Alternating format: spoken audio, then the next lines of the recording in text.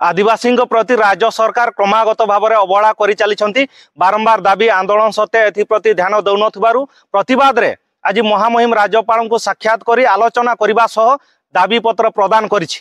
दाबी गुड़िक मध्य बारिपदारे पंडित रघुनाथ मुर्मू आदिवासी गवेषणा केन्द्र प्रतिष्ठा करा मयूरभंज जिले में सांताली शिक्षा परिषद बा सांताली विश्वविद्यालय प्रतिष्ठा करा सांताली साहित्य एकाडेमी प्रतिष्ठा करा सांताली संगीत नाटक एकाडेमी प्रतिष्ठा करा भंजबीर सुनाराम सोरेन सांताली पाठागार निर्माण करा ओडिशा रे प्राथमिक स्तर विश्वविद्यालय पर्यंत ऑल चिकी शिक्षादान को सुनिश्चित करा मयूरभंज एवं केन्दुझर जिले में थिबा समस्त सरकारी कार्यालय गुड़िकर नाम फलक उभय इंग्राजी एवं ओडिया समेत ऑल चिकी रे लेखा एमपीसी स्वयं शासित महाविद्यालय एवं श्रीरामचंद्र भंजदेव विश्वविद्यालय रे सांताली भाषा पर नियमित अध्यापक पद सृष्टि करा ओडिशा रे सांताली भाषा को द्वितीय राजभाषा बा संख्यालघु भाषार मान्यता प्रदान करा आदिवासी पारंपरिक मुख्य माझी पारगाना मनकी मुडा पहाड़ी प्रधान आदि को स्वीकृति देवा संगे संगे पारंपरिक मुख्यों को स्वतंत्र भत्ता प्रदान करने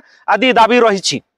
ओडिशा रे समानातीत केउ जुगरु आदिवासी माने बसवास करि आछंती तांकर स्वतंत्र भाषा प्रथा परंपरा एवं धर्मीय विश्वास 62 प्रकार आदिवासी देखा जाती सेमानंको मध्यरु सांताली ह मुंडा माने मुख्य आदिवासी गोष्ठी अटंती तांकर सांताली ह मुंडारे परी स्वतंत्र भाषा रही। सांताली भाषा होउची एकमात्र भाषा संविधान 8म अनुसूची रे 2003-4 मसीह अंतर्भुक्त होई स्वीकृति लाभ कर सारी।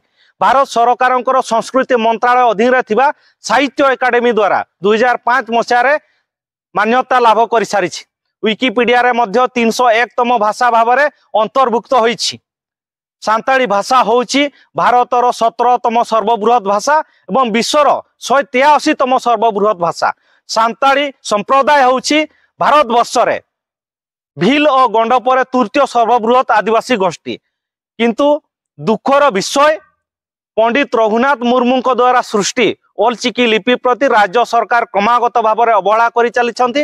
एप्रति ध्यान नदेले सांताली भाषा एवं लिपि आगामी दिन में आंदोलन को जोरदार करा जिवो।